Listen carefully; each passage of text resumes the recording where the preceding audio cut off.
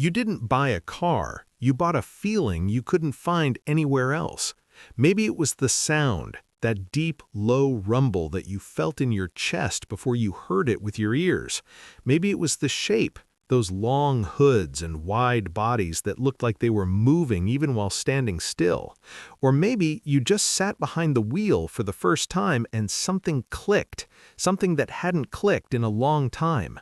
This isn't about nostalgia. This isn't about horsepower numbers or quarter-mile times. This is about psychology and what it really means when a person chooses to drive a machine that the rest of the world has moved on from. People who drive old American muscle cars aren't living in the past. They're solving a problem the present couldn't fix. Here's what most people don't understand about muscle car owners. They aren't choosing these cars despite the inconvenience, they're choosing them because of it. The maintenance, the attention, the constant conversation it demands from you, all of it is part of the point. Modern cars are appliances. They're designed to disappear, to be invisible, to ask nothing from you and give you nothing back except transportation. A 1969 Chevelle doesn't disappear. A 1970 Dodge Challenger doesn't ask nothing, it asks everything. And for a certain kind of person, that's exactly what they need. Consumer psychology has shown this repeatedly. People form the deepest emotional bonds with objects that demand their involvement. The more you put in, the more it means. That muscle car sitting in your garage isn't just metal, it's hours of your life pressed into steel and chrome. There's a man named Robert, 61 years old, from Alabama. He bought his 1967 Ford Mustang Fastback at age 19 with 3 months of factory wages. He's owned it for 42 years. His wife jokes that it's his first love. He doesn't disagree. When asked what the car means to him, Robert didn't talk about the engine. He talked about his father, about Saturday mornings in a driveway that smelled like motor oil and burned coffee, about a man who didn't say much but showed up every weekend to help his son learn something real. The car isn't a car anymore, it's a portal. Every time Robert opens that garage door, he goes somewhere the rest of the world can't follow. That's not irrational. That's one of the most human things imaginable. Psychologists who study grief and memory have identified something called object attachment, the idea that physical objects can hold emotional memories so completely that interacting with the object recreates the feeling of the memory itself. For muscle car owners, this happens constantly, and it's powerful enough to restructure how a person experiences time. You're not just driving a car, you're driving a version of yourself that still exists somewhere. A younger version, a freer version, a version that believed the road ahead was longer than the road behind. Now think about control, real, physical, unfiltered control. Modern cars take that from you, quietly, politely, with good intentions. Electronic stability systems, automatic transmissions, computers making 1,000 decisions before your instincts even register what's happening. An old muscle car gives it all back. You feel every imperfection in the road. You manage the throttle yourself. You decide when to shift. The car doesn't correct you, it trusts you. Or maybe more accurately, it has no choice but to trust you. Psychologists call this perceived behavioral control, and research shows that when people feel genuine control over their physical environment, their sense of confidence and identity strengthens significantly.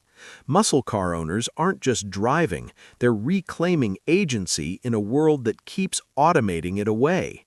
There's also something happening at car shows and cruise nights that most outsiders completely misread.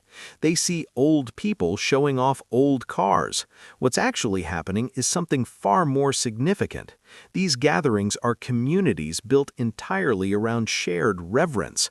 Reverence for craftsmanship, for American manufacturing history, for an era when things were built to be felt, not just used.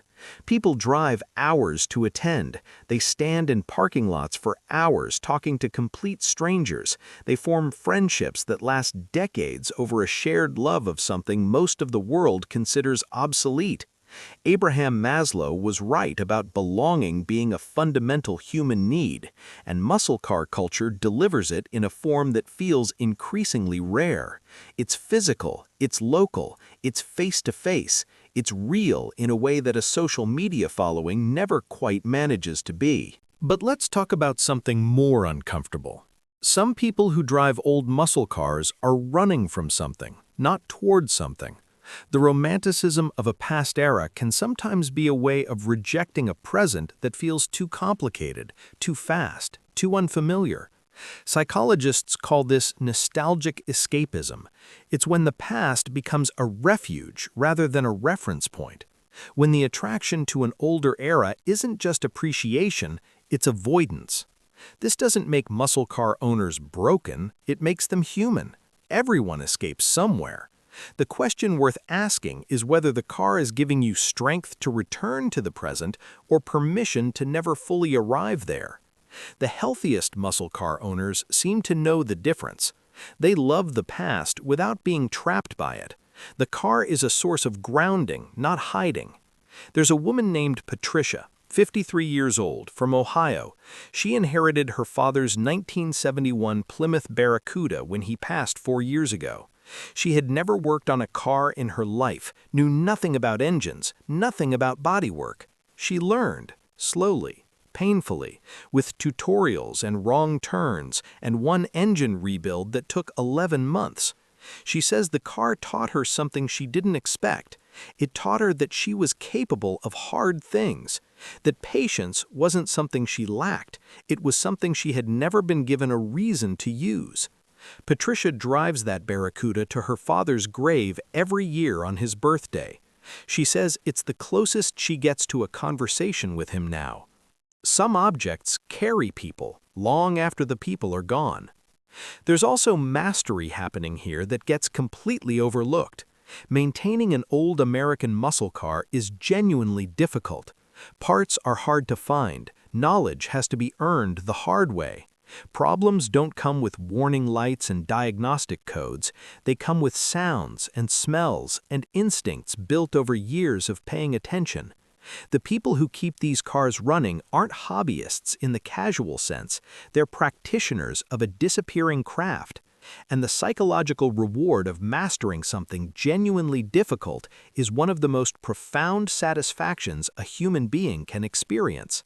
Mihaly Csikszentmihalyi described flow as the state where skill meets challenge perfectly, where time stops existing and only the work remains. Ask anyone who has spent a Sunday solving a carburetor problem they've been chasing for 3 weeks. They know exactly what that feels like. And then there's the statement these cars make simply by existing on modern roads. Every old muscle car driving down a street full of crossovers and hybrids is saying something without saying a word. It's saying that not everything worth keeping gets replaced by something newer, that some things improve with age rather than depreciate with it, that beauty doesn't require efficiency to justify itself. For the person behind the wheel, that statement feels personal because it is personal. You are the person who believes that. You are the person willing to accept the inconvenience of that belief, the higher insurance, the careful parking, the conversations with strangers at every gas station. You pay that price willingly because the alternative is driving something you feel nothing for, and for a certain kind of person, that's not driving at all. Here's the truth underneath everything. People who drive old American muscle cars are not stuck. They are not confused about what year it is.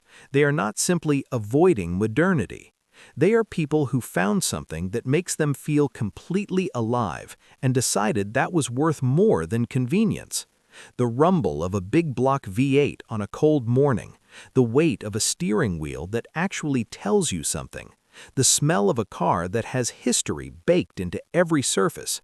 That's not the past, that's a choice, a deliberate, psychological, deeply human choice. And every time you turn that key, you're making it again.